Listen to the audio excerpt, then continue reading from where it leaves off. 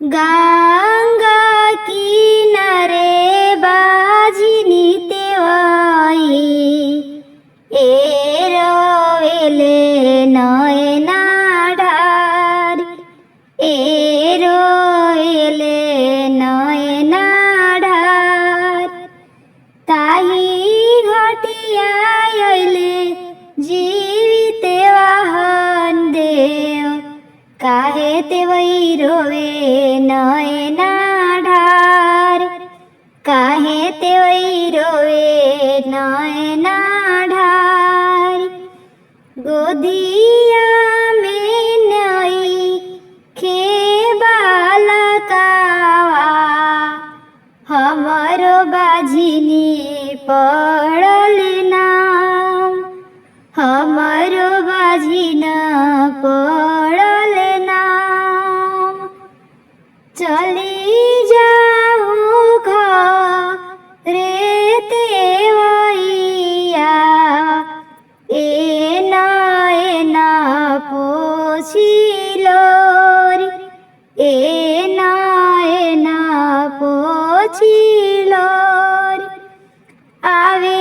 देहो जीती परबिया गोदिया भरबो तोहार गोदिया भरब हम जरूर गोदिया में के बालकावा करिह जितिया परब करिह जुतिया बरत जित बहन बाबा महिमा राउरिया पार जितिया मैया महिमा राउरिया पार जितिया माई तोहरा से है वरदान मांगिना जितिया माई तोहरा से है वरदान मांगिना तो अपना बबुआ लोग के जिंदगी खुशहाल मांगिना अपना बाबू लोग के जिंदगी खुशहाल मांगिना जितिया माई तोहरा से वरदान मांगिना जितवान बाबा तोहरा से वरदान मांगिना अपना बाबू लोग के जिंदगी खुशहाल मांगिना अपना बाबू लोग के जिंदगी खुशहाल मांगिना नाही धन मांगिना ही दौलतिया मांगिना नाही अन्न धन मांगिना दौलतिया मांगिना तो अपना बाबू लोग के लमहर उमिरिया मांगिना अपना साजन जी के लमहर उमरिया मांगिना जितिया मैया तोहरा से है वरदान मांगिना जितवान बाबा तोहरा से है वरदान मांगिना अपना बाबू लोग के जिंदगी खुशहाल मांगिना अपना साजन जी के जिंदगी खुशहाल मांगिना नाही सोना चांदी मांगी न ज्वेलरिया मांगिना नाही सोनच मांगिना ही ज्वेलरिया मांगिना ते अपना बाबू लोग के सरकारी नौकरिया मांगिना अपना साजन जिला सरकारी नौकरिया मांगिना जितिया माई तोहरा से है वरदान मांगिना जितिया मैया तोहरा से है वरदान मांगिना अपना बाबू लोग के जिंदगी खुशहाल मांगिना अपना साजन जी के जिंदगी खुशहाल मांगिना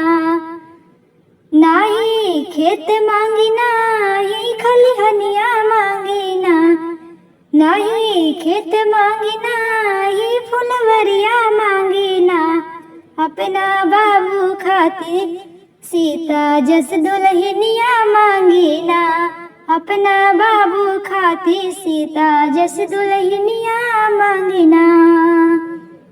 जितिया मैया तोहरा से है आशीर्वाद मांगिना जितिया मैया तोहरा से है वरदान मांगिना अपना बाबू के जिंदगी खुशहाल मांगिना अपना साजन जी की जिंदगी खुशहाल मांगिना। नाही कोठा मांगिना ही अटरिया मांगिना नाही कोठा मांगिना ही अटरिया मांगिना पूरा भरल हमर नैहर ससुराल मांगिना सुखी सुखी आपन नैहर ससुराल मांगिना।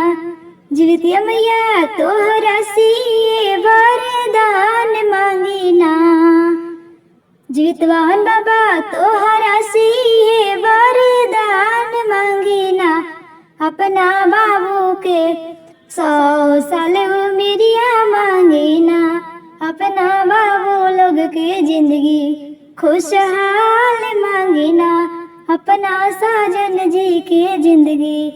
खुशहाल मांगिना। हमहु करब जितिया खर बरतिया ए सासू माँ हमहु करब जितिया खर बरतिया ए सासू माँ कि गंगा घाट जाइब जी कि गंगा घाटे जाई के करब आसन नवा मुझ करब जुतिया बरतिया ए सासू माँ कि गंगा घाट जाइब जी कि गंगा घाट जाई के हम गंगा स्नान करब जी। सप्तमी तिथि के हम खाए नहाए करब अष्टमी तिथि के हम व्रत विधि पूर्वक करब सप्तमी तिथि के नहाए खाए हम करब